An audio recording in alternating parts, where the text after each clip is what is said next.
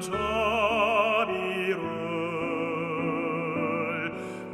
모천사 소리 합하여 늘 찬송 드리네 늘 찬송 드리네 영죽을 나를 살리시네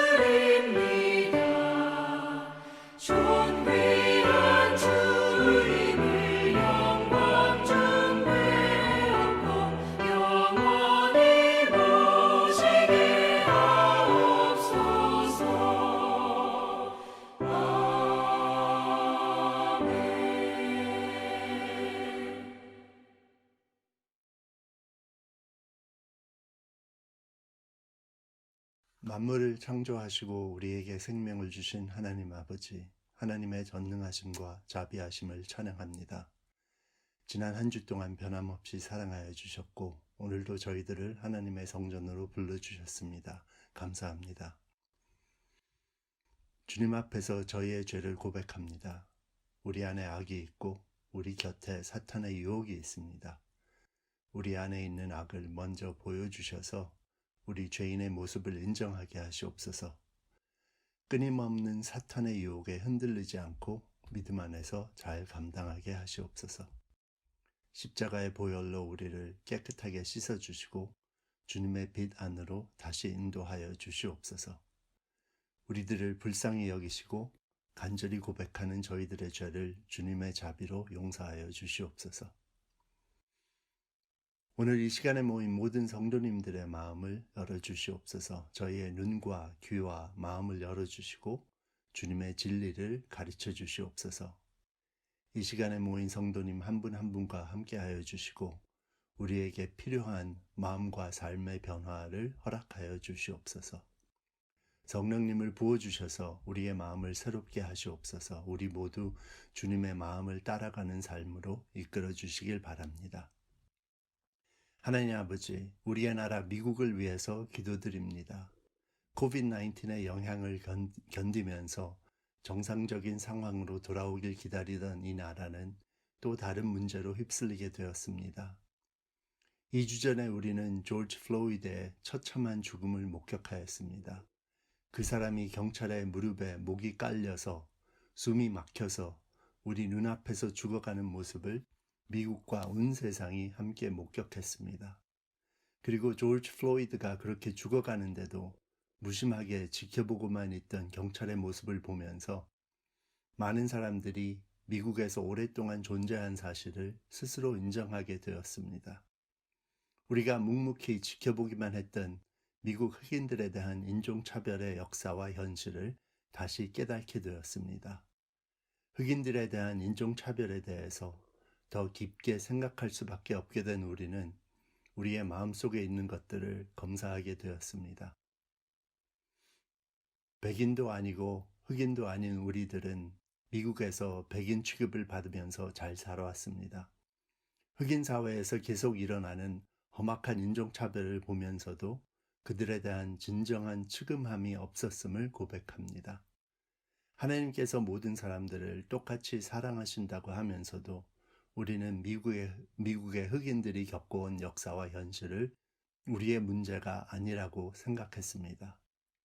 묵묵히 지켜보기만 하였습니다. 우리의 마음이 정말로 하나님의 마음이 되기를 원했다면 가만히 지켜보지는 않았을 것입니다. 선한 사마리탄의 비유를 잘 알고 있는 우리들이 우리의 흑인 형제와 자매들에게 좋은 이웃이 될 수 있던 기회를 계속 피해온 사실을 고백합니다. 주님, 우리에게 주님의 마음을 허락하시옵소서. 우리 마음 안에 진정한 측음함을 주시옵소서.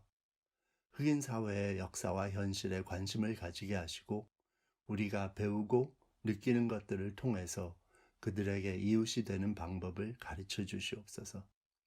우리의 무관심했던 지난 모습을 용서하시고 하나님께서 가르쳐 주신 대로 공의를 행하며 인자를 사랑하며 겸손히 하나님과 함께 행하는 삶으로 인도하여 주시옵소서. 미국과 여러 나라에서 이 문제에 대한 대형 시위들이 일어나고 있습니다. 참여하는 사람들과 함께하여 주시고 성령님의 지혜로 인도하여 주시옵소서. 특히 미국의 정치인들과 경찰 당국들을 위해서 기도드립니다. 주님의 사랑과 성령님의 지혜로 새로운 마음을 품게 하시고 수백 년간 쌓여온 문제들을 풀어나가는 길로 인도하여 주시길 바랍니다. 하나님 아버지, 저희 안에도 아픈 몸과 마음들이 있습니다. 모든 걱정과 근심을 주님께 기도로 올려드리게 하시고 주님의 사랑으로 치유하시옵소서. 하나님을 저희의 주님으로 인정하게 하시고 부활의 소망을 기억하게 하여 주시옵소서. 말씀과 기도 안에서 주님의 음성을 들려주시고 주님의 얼굴을 우리에게 보여주시옵소서. 오늘 말씀을 선포하실 한태진 목사님 위하여 기도드립니다. 기름을 부어주시고 성령님의 감동과 주님의 능력을 허락하여 주시기 바랍니다. 저희들을 주님의 말씀대로 살게 하시옵소서. 주님의 말씀으로 붙잡아 주시고 축복하여 주시옵소서. 오늘 저희 모두 주님의 이름으로 모였습니다. 오직 주님께 영광 돌리는 예배 시간이 되기를 원합니다. 감사드리면서 살아계신 주 예수 그리스도의 이름으로 기도드렸습니다. 아멘. 새로운 달 6월 새로운 달을 열었습니다. 그러기에 늘 새로움 다시 시작합니다. 오늘 가정에서 예배드리는 모든 대성교회 성도님들 가정 위에 성령의 역사, 하나님의 능력이 임하시기를 축원합니다. 저희가 지금 가정에서 예배드린 지 3개월째 들어갑니다.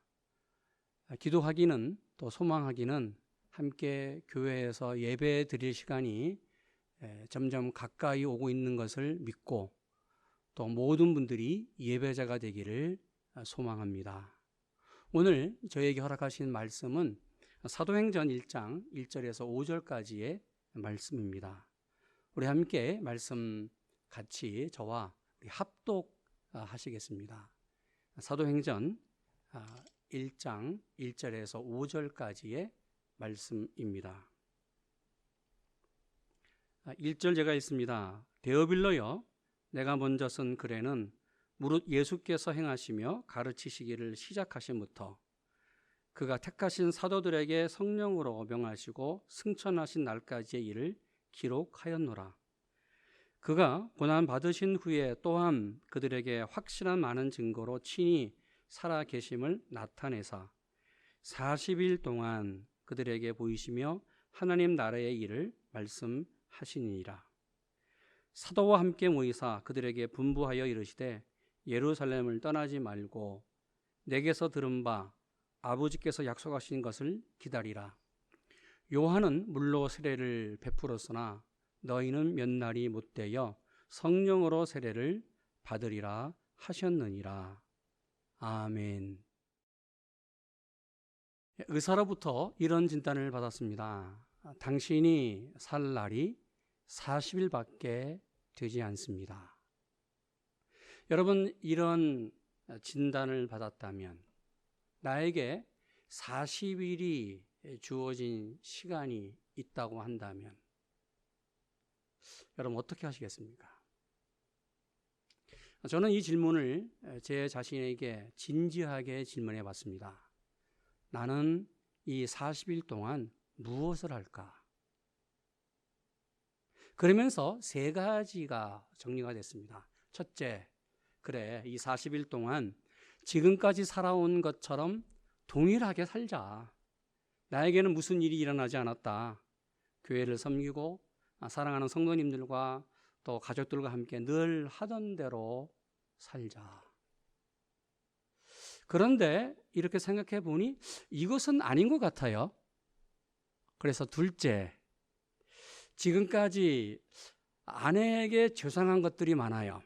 좀 아내에게 미안한 것들이 많아요. 그래서 단둘이 함께 1시간도 여행을 가본 적이 없는데 나에게 주어진 이 시간, 아내와 함께 더 좋은 것은 아이들과 함께 시간을 갖자.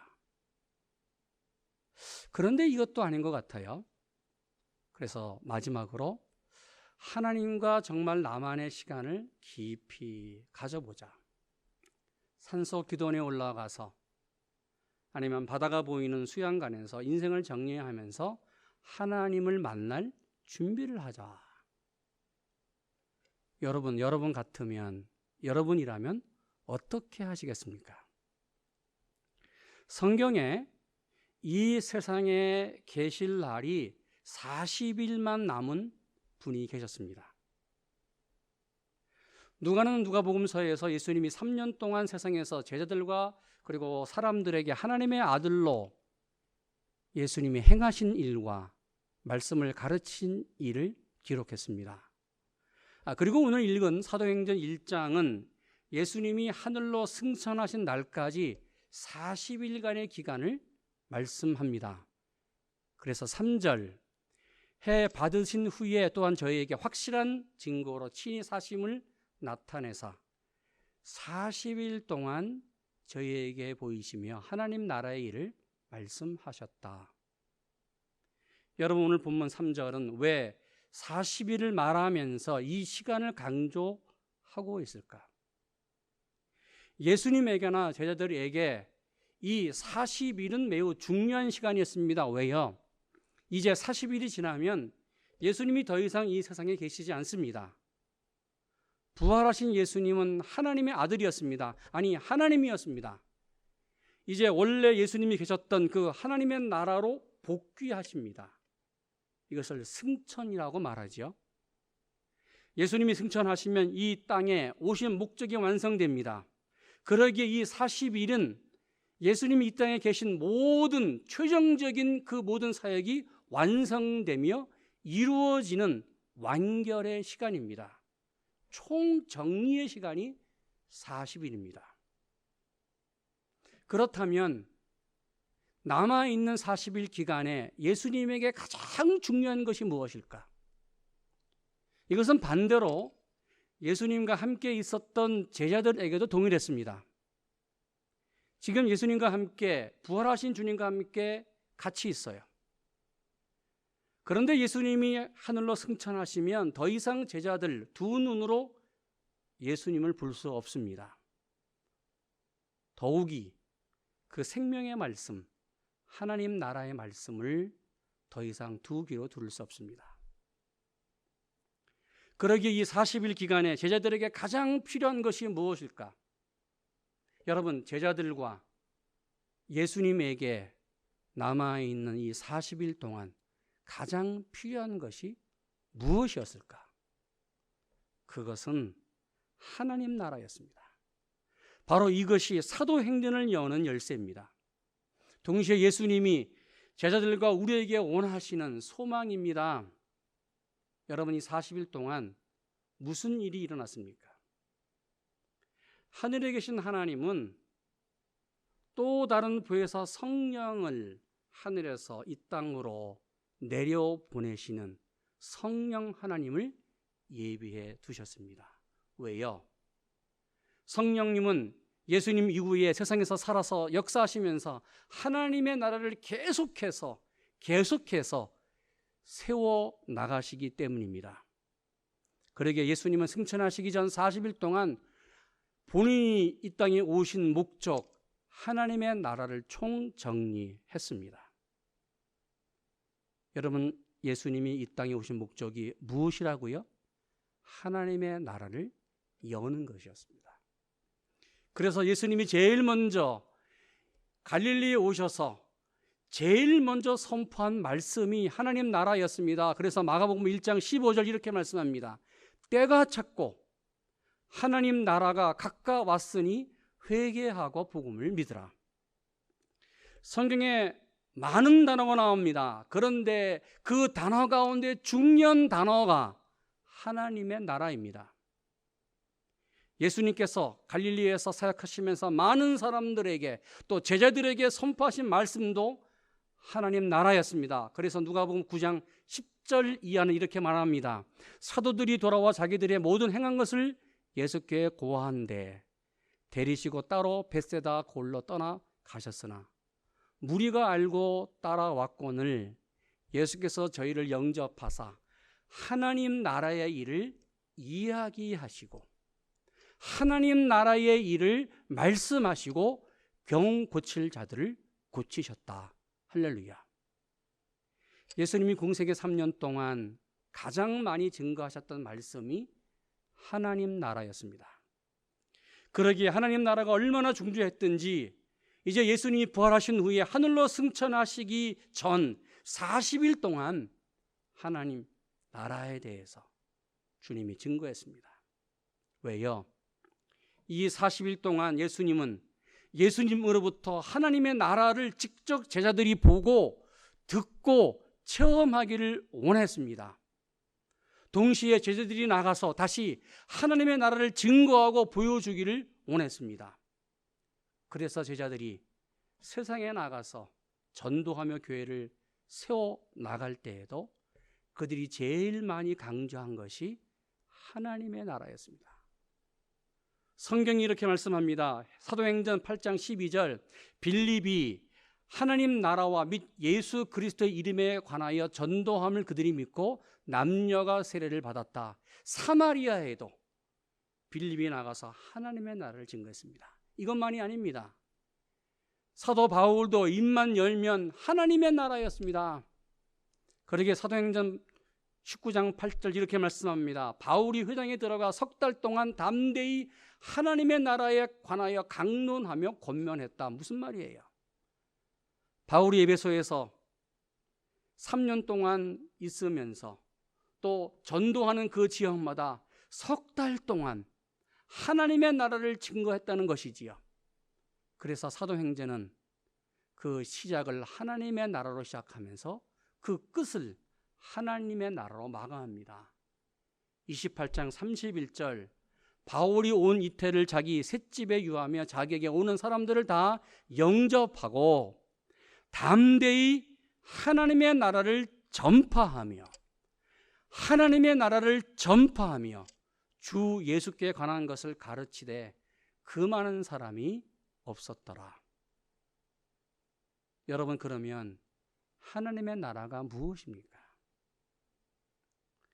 우리가 오해하고 있는 단어들 중에 하나가 하나님 나라입니다. 하나님의 나라는 어떤 지역이나 영토를 의미하지 않습니다. 하나님의 나라는 공간적인 개념보다는 하나님이 역사하시는, 지배하시는 통치를 말합니다. 그러기에 하나님의 나라는 하나님이 통치하는 시간과 공간 모든 것을 포함합니다. 이 하나님의 나라는 하나님이 통치하시는 사람, 인생, 인격, 상태 모든 상황을 말씀합니다. 하나님의 나라가 무엇입니까? 하나님이 주인이시고 하나님이 중심인 나라가 하나님의 나라입니다. 여러분, 그렇습니다. 내 인생에서 하나님이 나를 지배하시고 하나님이 내 인생의 주인이시라면 바로 내 인생, 내가 하나님의 나라에 들어와 있습니다. 제가 한국에 있을 때에 이런 일을 경험한 적이 있습니다. 손님들이 어느 가게에 들어가서 물건을 삽니다. 근데 이 일하는 종업원들이 불편하게 아주 친절하게 대하지 않은 것 같아요. 또 물건이 또 좀 마음에 들지 않아요. 그래서 이 종업원들과 이 손님이 시비가 붙었습니다. 손님들이 불만을 토하면서 이렇게 말했습니다. 이 집 주인 나오라고 해. 주인 나와! 이렇게 말했습니다. 그러자 그 상점의 주인이 나와서 손님에게 사과하면서 예, 제가 주인입니다. 아이고 죄송합니다. 그 사건을 해결했습니다. 여러분, 동일하게 내 인생의 주인은 내가 아닙니다. 하나님입니다. 내 인생에서 하나님이 주인의 인생을 내가 살 때에 우리의 삶에 하나님의 나라가 임할 줄로 믿습니다. 그래서 주님이 이렇게 말씀했습니다. 우리 누가복음 17장 말씀을 한번 같이 펴서 읽겠습니다. 누가복음 17장 말씀. 바리새인들이 하나님의 나라가 어느 때에 임하니까 묻건을 예수께서 대답하여 가라사대 하나님의 나라는 볼 수 있게 임하는 것이 아니다. 또 여기 있다 저기 있다 하는 것도 아니다. 하나님의 나라는 너희 안에 있느니라. 할렐루야.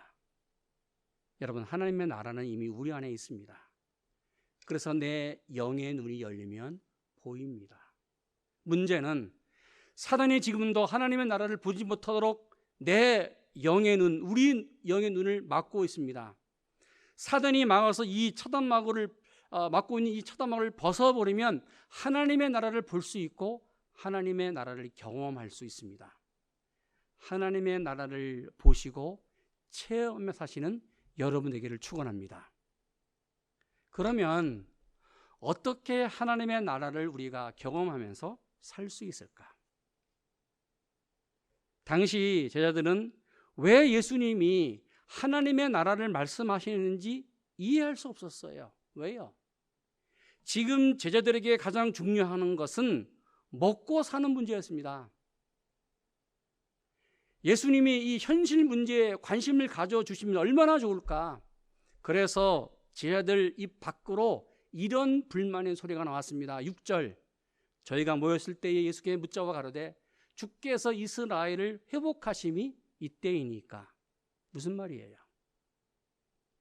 제자들의 두 눈에는 보이지도 않고 두 눈에 잡히지도 않는 하나님의 나라가 무슨 소용이 있을까? 예수님이 하나님 나라만 말씀하는 그런 것이 아니라 이제 좀 먹고 사는 문제, 필요한 문제, 현실 문제를 말씀하시면 얼마나 좋을까? 지금 이스라엘이 당한 가장 큰 문제가 뭐예요? 이스라엘 상황, 지금 이스라엘이 고통당하고 있는 그 해결책을 말씀해 주시면 얼마나 좋을까? 오랫동안 로마 제국의 식민지가 되어서 온갖 고통을 받으면서 신임하고 살고 있었습니다. 여러분, 이보다 더 중요한 문제가 없어요. 그래서 제자들 마음, 그들의 마음은 참 답답했습니다. 그런데 예수님이 여기에 관심이 없어요.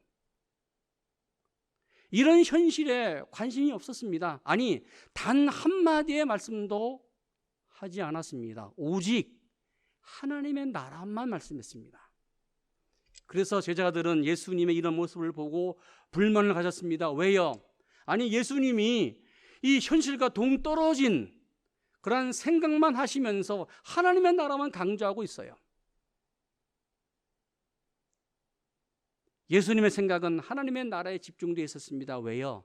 그만큼 하나님의 나라가 중요했기에. 여러분, 당시 제자들의 생각, 그들의 생각과 지금 우리들의 생각도 동일합니다. 하나님의 나라가 지금 내가 살고 있는 2020년, 10년 이 6월, 지금 우리에게는 무슨 소용이 있어요? 하나님의 나라가 무슨 의미가 있어요?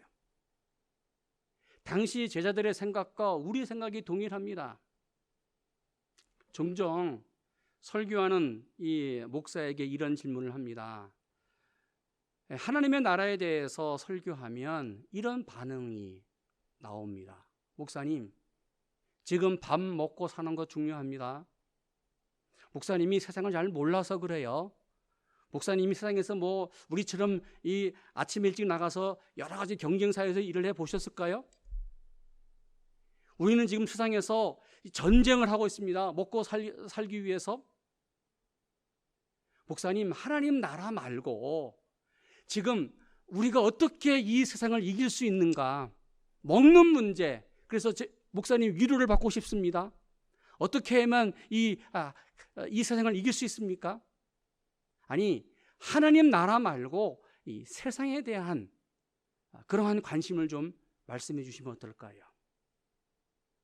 그러면서 하나님 나라가 나와 무슨 관계가 있습니까? 볼멘 소리가 나올 때가 있습니다.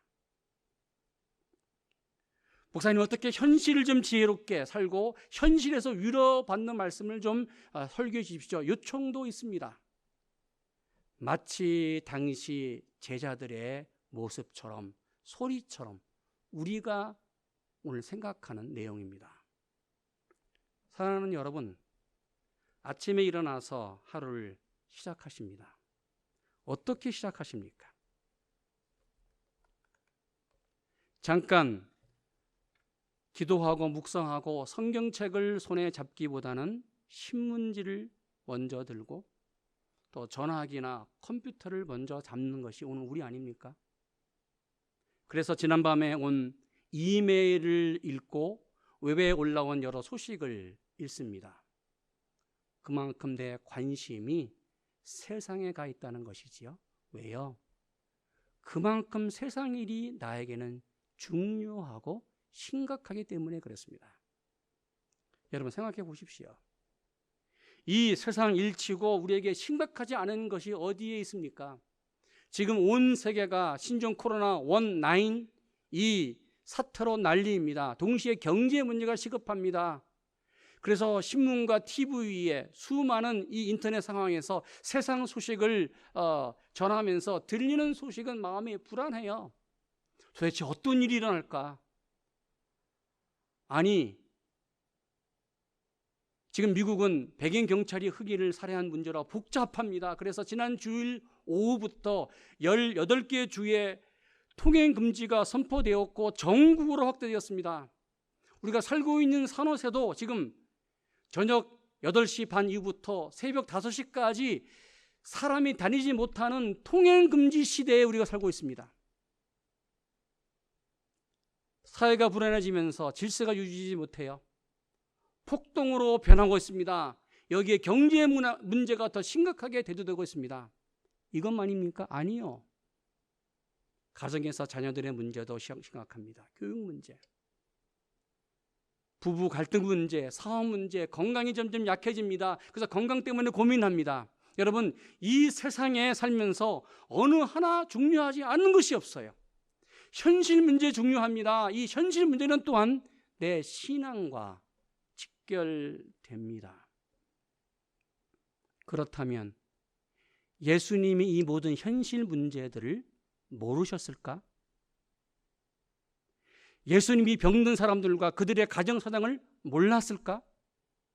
예수님이 가난한 사람들, 그들의 고민과 사정들을 몰랐을까?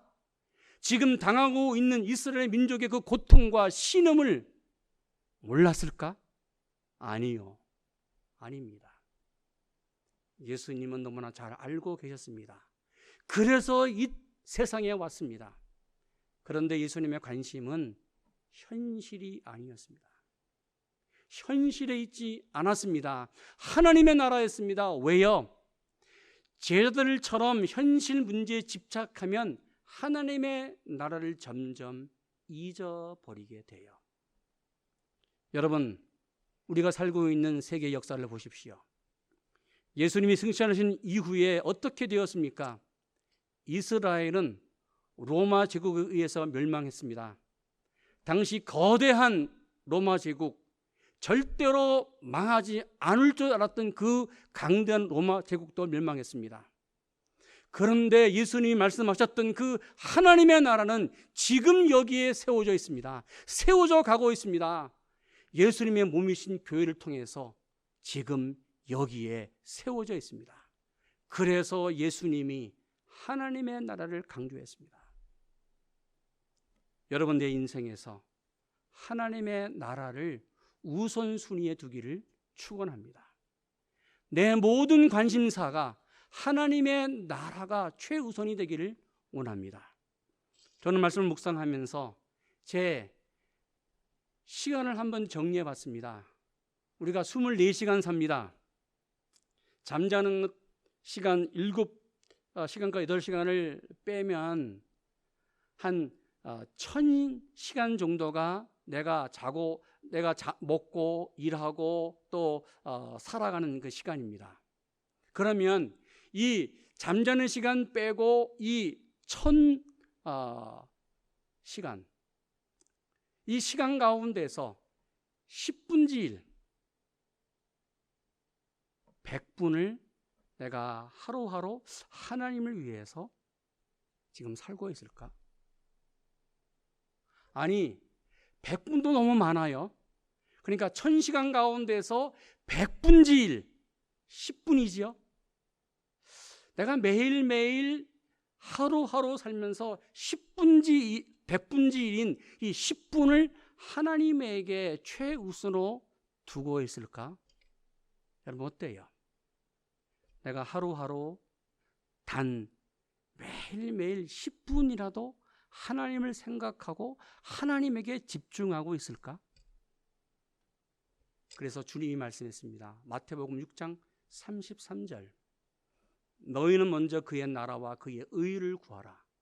그리하면 이 모든 것을 너희에게 더하시리라. 이것이 바로 예수님의 마음이었고 생각이었습니다.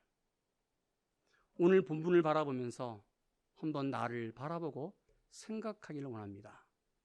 여러분은 예수님에게 더 가깝습니까? 아니면 제자들에게 더 가깝습니까? 그리고 나에게 하나님의 나라는 무엇일까를 스스로 질문하고 대답하면 좋겠습니다. 나에게 하나님의 나라는 무엇입니까? 이 질문에 정확히 대답할 수 있으면 내 관심은 그만큼 하나님의 나라에 있는 사람입니다. 그러나 이 대답이 빨리 나오지 않는다면 그 관심이 그만큼 흐트러져 있다는 것입니다. 여러분, 하나님의 나라가 무엇입니까?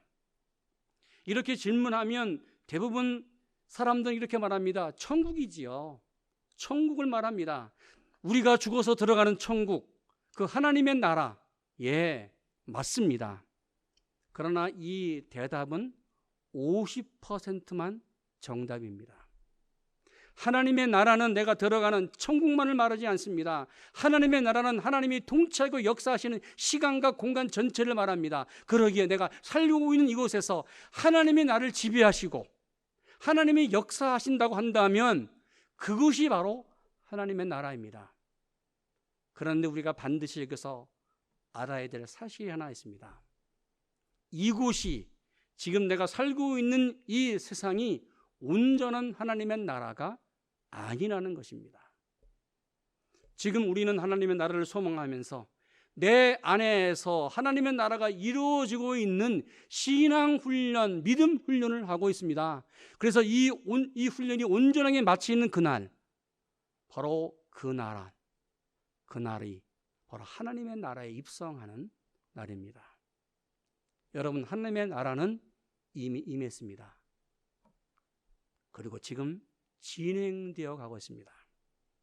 그러기에 우리는 이미 하나님의 나라에 들어와 있고 하나님의 사역에 동참하고 있습니다. 사랑하는 여러분, 인생 살기가 힘듭니다. 동시에 십자가도 지기가 무겁습니다. 아침 저녁으로 눈물 마를 날이 없습니다.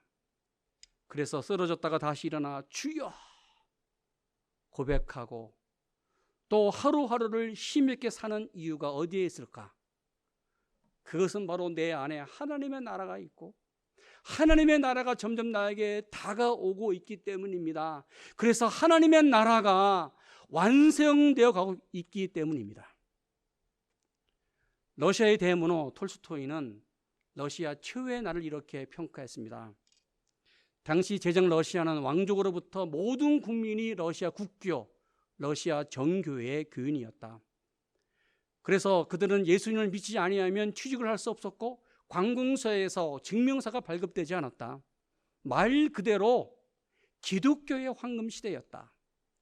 러시아 모든 거리는 성경 지명을 따라서 그 이름을 지었고 장사는 가게 간판도 성경 이름을 따라서 지었다. 그래서 그럴까?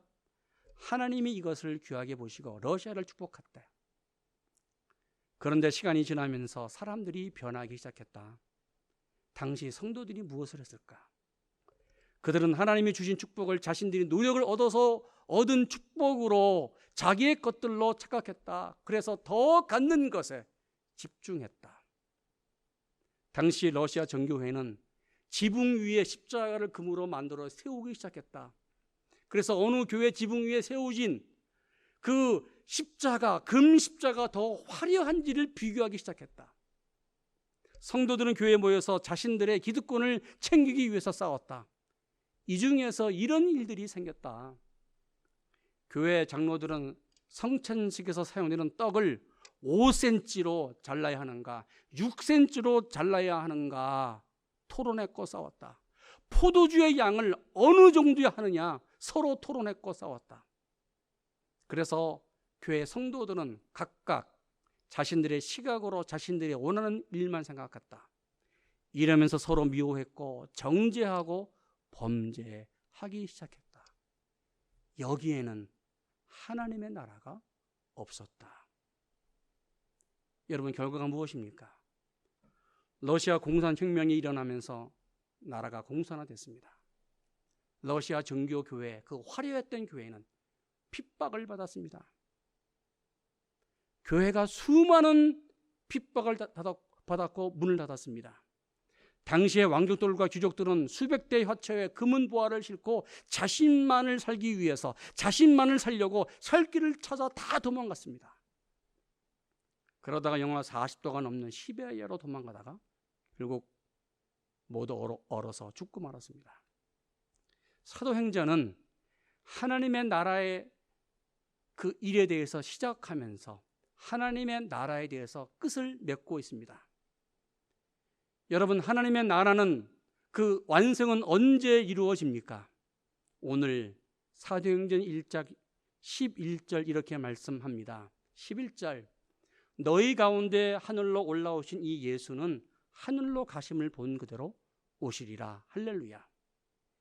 예수님이 이 세상에 다시 오시는 그날, 예수님이 재림하시는 그날 하나님의 나라가 완성됩니다. 우리 모두는 성령이 임하시고 하나님의 나라가 열려진 시간 이후부터 예수님이 하늘에서 재림하시는 그 시간 중간 시대에 살고 있습니다. 여러분, 벌써 2000년이 지났습니다. 그러기에 이 중간 시간은 점점 시간이 지날수록 그 시간이 좁아지고 있습니다. 사랑하는 여러분, 하나님의 나라를 소망하며 사시기를 축원합니다. 예수님은 마지막 40일 이 기간에 말씀했습니다. 하나님의 나라에 대해서 집중하라. 여러분, 나는 지금 무엇에 집중하고 있는가? 하나님의 나라에 집중하는 여러분 되시기를 주님의 이름으로 축원합니다. 아멘. 우리 같이 기도하겠습니다. 하나님, 감사합니다.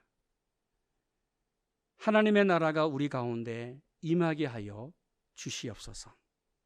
하나님의 나라에 집중하며 살아가는 저희 되게 하여 주시옵소서. 하나님, 이미 임한 하나님의 나라를 소망하며 하나님의 나라를 체험하며 살아가는 저희 되게 하여 주시옵소서.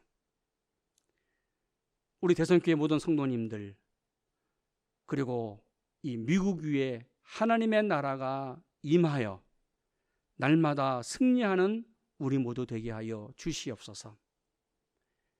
지금 모든 세계가 위기 가운데 있습니다.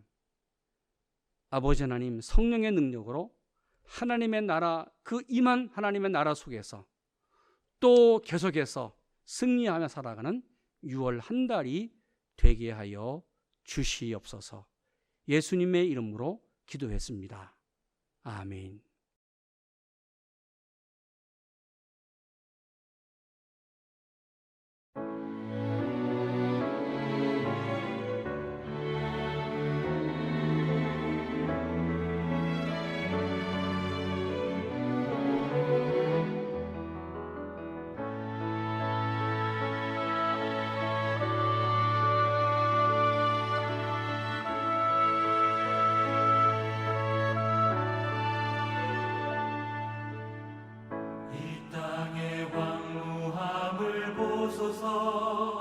하늘의 하나님, 긍휼을 베푸시는 주여, 우리의 죄악 용서하소서. 이 땅 고쳐주소서.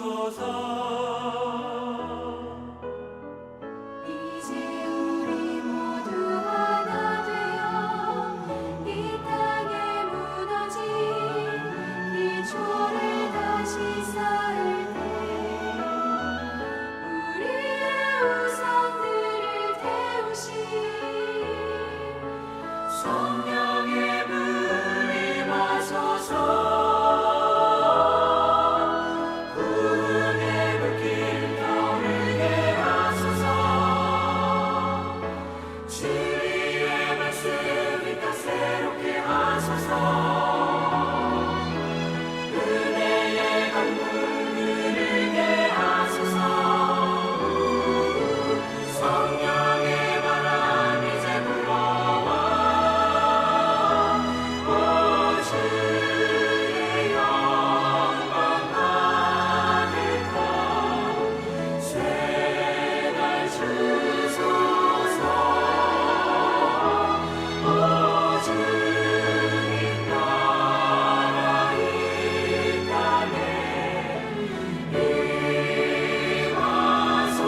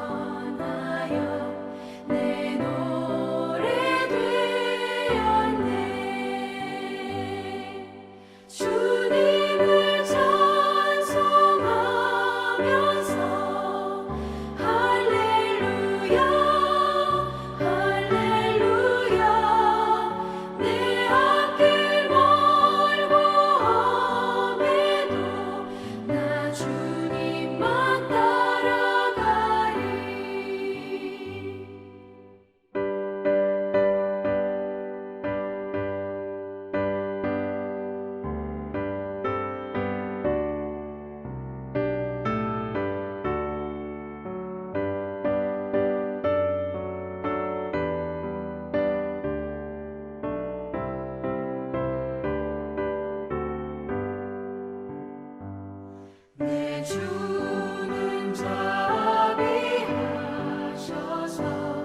늘 함께 계시고 내 궁핍함을 아시고 늘 채워주시네. 주님을 찬송하면서 할렐루야 할렐루야 내 앞길 멀고 험해도 나 주님만 따라가리. 내 주와 맺은 언약은 영불변하시니 그 나라 가기까지는 늘 보호하시네.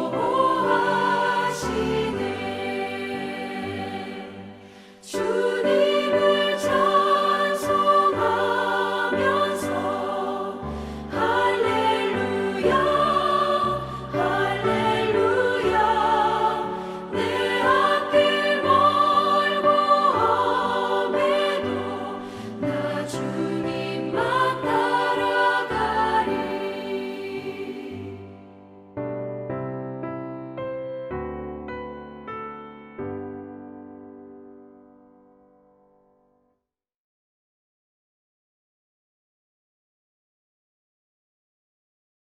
이제는 우리 주님 예수 그리스도의 은혜와 하나님 아버지의 지극하신 사랑하심과 성령님의 내주하심과 교통하심이 하나님의 나라를 소망하면서 내 안에 이루어진 하나님의 나라 안에서 성령과 함께 살아가는 대성교회 모든 성도님들 위해 이제부터 영원토록 함께 하시기를 간절히 축원하옵나이다.